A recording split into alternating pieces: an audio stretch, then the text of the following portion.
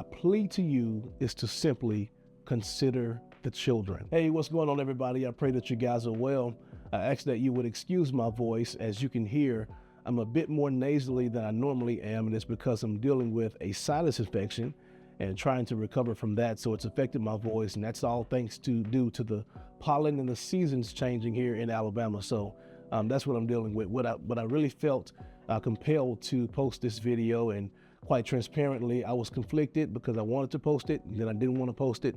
And it's all because I understand that the nature of the content of this message could be triggering for some, and my goal is to never trigger anyone, but it is to empower and to inspire and to hopefully encourage someone who's dealing with something. And this message is specifically to all parents who are either considering, in the midst of, or just coming out of a divorce.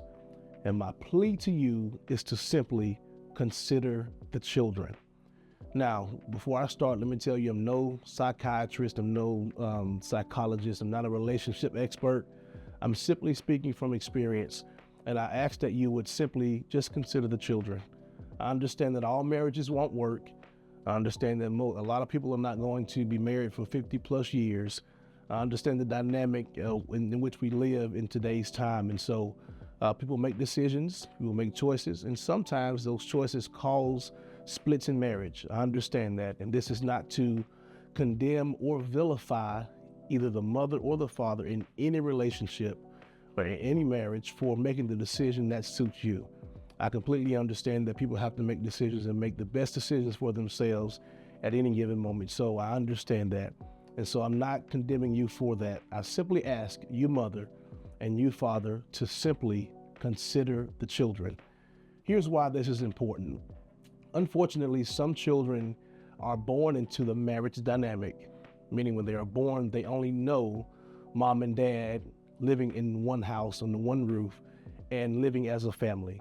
And whenever the decision is made to split, whenever the divorce happens, it puts the child in a conflicted space because now the child is having to decide or try to figure out how to balance going with dad or going with mom and living with mom or living with dad, and what that new normal looks like for them. They're trying to balance the emotions of it all. They're trying to figure out whose side do I take. Unfortunately, some parents use their children as pawns, and I encourage you to not do that. But some parents would use their children as pawns and try to pin the children against one or the other parent. And so that's very unfortunate, but the children are already having a difficult enough time with simply trying to find the words to express themselves. And that is where the challenge starts.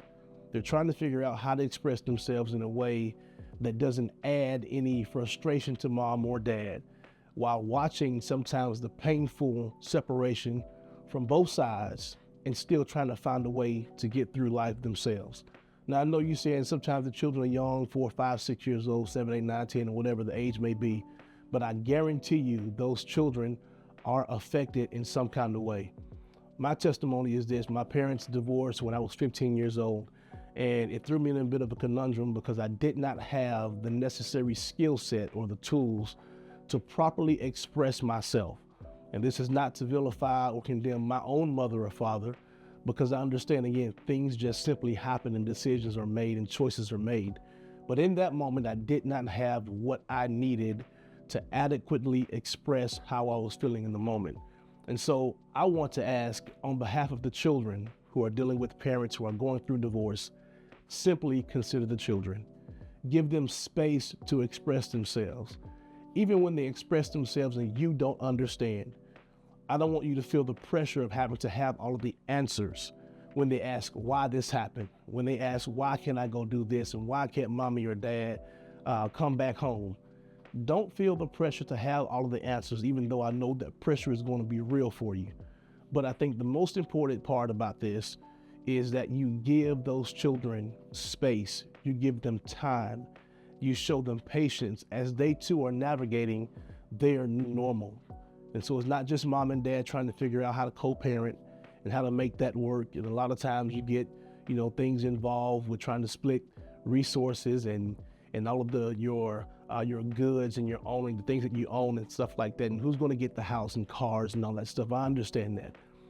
but I don't want the children to get lost in the mix of it. And so I ask you, mother and father, I understand that you may be at a point where divorce is your only option. I understand.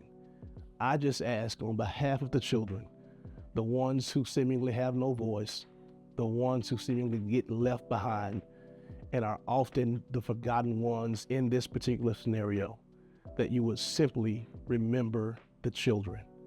Ask them how they feel. Listen to them. Allow them time and space to express themselves. And if you do that, I promise you, the children will be more vocal with you. One of the worst things you can do is not give them space to express themselves. Or when they express themselves, you are dismissive towards them. That is a recipe for failure, and the child will shut down. But again, on behalf of the children who are dealing with parents who are going through divorce, I simply ask you to simply remember the children.